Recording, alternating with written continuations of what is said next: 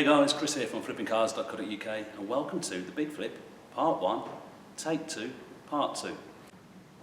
So in Part 1 I asked you to guess the car and loads of you gave me answers in the comment section below. Thanks very much for taking the time to do that. If you guessed it was a Citroen, you were right. If you guessed it was a C4, you were right. If you guessed it was a Citroen C4 VTR 1.6 petrol manual, you were spot on, so well done. Thanks for taking the time to give me all those comments. I hope you found it a little bit of fun. I know some of you can spot your cars just by the look of the wheel or even a blurred image from a distance. It never ceases to amaze me, so well done. And over the next series of the Big Flips, I'll always ask you to guess the car to start with, just as a light-hearted bit of fun. But anyway, let's get on, see what we have done to the car prior to the sale. In the final part of the series we'll see the sale of the car, but for now we just need to see what we need to do before we sell it. So when I bought this car I did my all-round check of the car, and before it went through the auction I did a final check as well, just to make sure that I could see anything that needed doing. I popped the bonnet, looked underneath, checked the colour of the oil, all looked fine there. The driver's seat drove through nicely as well, so the clutch felt good. Everything about the car looked really good, and if I'm totally honest, I didn't think there was absolutely anything to do. And I was pretty much spot on, as close as you can be when looking at auction. But when I do my one-on-one training courses, I say to everyone, touch and feel everything, and that means inside and outside. And on the glove box, this catch was broken. I popped onto eBay, and when I searched for the catch on the Citroen C4 new catch with the glove box, literally hundreds came up, so it's obviously a common fault. So this bit needs replacing just so that glove box will fit okay. It's something really minor. It's not as if the gearbox has gone or I've got some major mechanics to do. Everything is fine about the car, but silly little things like that will put people off. The last thing you want to do is show them around they like the car and the glove box lid doesn't work. As I just said, when you're at the auction, get around and touch and feel everything. Always worth touching the light fittings, make sure there's no cracks or anything, the lights and all of those need replacing. On older cars, get down, have a little look at the exhaust, give it a shake, make sure it's secure, but check underneath as well. See if it's rusty. That looks fine, but I can tell you this now, when people come around to look at the car, they'll drop down to the knees and they'll have a look underneath as well. It's worthwhile you doing it. One of the other things I do as well, as I said, touch and feel everything. The rear window wiper's snapped, isn't it, as well? Really cheap fit. Oh, try not to smash the rear windscreen if you can. It's just literally one nut at the back that I'll pull off. So I've ordered one off the internet. It's cost me just shy of 10 quid. It's not an expensive fix, is it? It's going to take me literally 2 minutes to switch that over. But you can't show people a car with faults, even if it's minor faults like a windscreen wiper or a faulty glove box lid. It just looks unprofessional, and they're also going to walk in the car going, yeah, 50 quid off for that, 100 quid off for this, 10 quid, 5 quid, and we get the jobs done, and the car looks really good as well. Apart from that, the car's ready to rock and roll. All I need to do is get some photos. So what I always say to people when you're taking photos of the car, walk round with your camera and hold it at high level, because when you're taking your photos at high level, people are going to walk around and view the car at high level, so they'll see exactly what you're showing in the photographs. So it's really important to take all your photos. If you can, take them outdoors in the morning or in the evening, not in the bright sun. Obviously not when it's raining, when it's dark as well, but check out Facebook car selling groups, you'll see hundreds of those. Walk around, take photos, but also take photos of any faults. So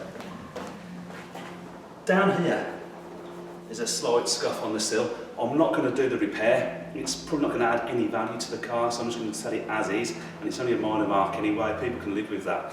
It's no 7-plate car, so it's not the end of the world. But I'm going to take a photo of it, so when they come round, they've already seen the mark on the car, and they're not going to knock another 100 quid off my asking price anyway. So they expect to see it. And I've even had people come round and say, Chris, where's that fault on that car, which you pointed out, and then I've shown them again. So it's well worthwhile taking photos of any issues as well. So I've got my photos. The car's all fixed and ready to rock and roll. I'm going to stick it on Gumtree and I'm going to stick it on Auto Trader. I would expect sites like Gumtree to be the best place for this because cheap, reliable 5-door cars. Always buy 5-door cars because 3 doors don't sell as well.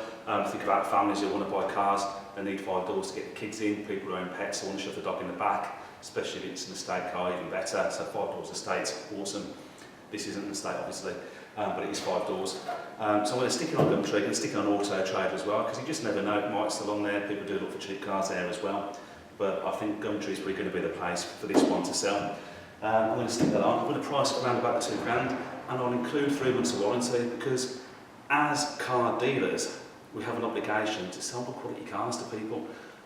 First off, it's your reputation anyway, so you're only going to want to sell decent stuff. But for the first month, they can return the car if there's any known fault. There's no known faults with this car whatsoever. It's got a really long MOT as well. If you can, always buy cars with long MOTs. At least of those are qualified mechanics have a look at it, and it should be in good condition. And then for the next 2 months, they've got some more rights as well. So they can ask you to fix the car. So I'll always include a minimum 3 months warranty.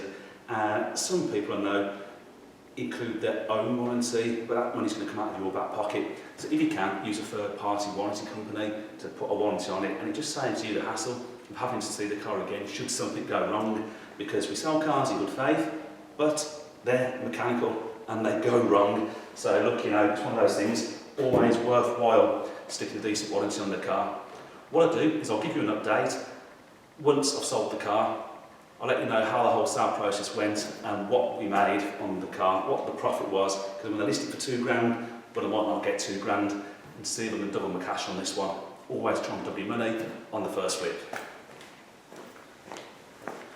Hey guys, I hope you're enjoying the Big Flip series. I've got another series as well called Down the Life Flipping Cars, and that's well worth watching as well.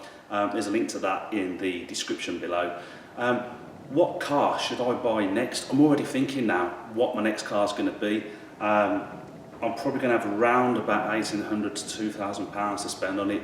What would you buy? I'm going to start to now look at really nice cars. One of the questions I was asked in the last video of this series was, once you've doubled your money, would you buy 2 £1,000 cars, giving you the opportunity to make 2 extra £1,000, or would you just go out and buy 1 car for £2,000 and just make a smaller profit on that? What would you do? I'm going to answer the question for you. There's no right or wrong answer. Give me your opinion below in the comment section. What would you do? Would you go out and buy 2 cars again, or would you just get 1? In fact, tell you what, let's vote on it. Tell me below in the comment section what you would do. Leave me an answer in the comment section below. Please also give me a thumbs up. Really appreciate it. And if you haven't subscribed, which I'm sure you have already if you're watching these videos, please subscribe to my YouTube channel. It's growing rapidly. I try and do these videos as often as I can, and I know some of you get frustrated as I don't do them as often as you would like, but they're really time consuming. I put loads of time and effort into them, but I've obviously got to sell cars in the meantime, get to auctions, run my one-on-one training courses, and produce these awesome t-shirts. If you want one of my t-shirts, check the description below as well. I'm selling them now. They're the Flipping Cars unique t-shirts. Please check them out. It just goes towards supporting the blog. Anything I make of these, I'll put back into my business. So please, if you fancy one of those Flipping Cars t-shirts, I've got them in every size. You can order one below. They're not the cheapest things, but the proper quality t-shirts with a unique design. Thanks very much, guys, and I look forward to giving you an update on the Citroen C4 in the next video. Nice one.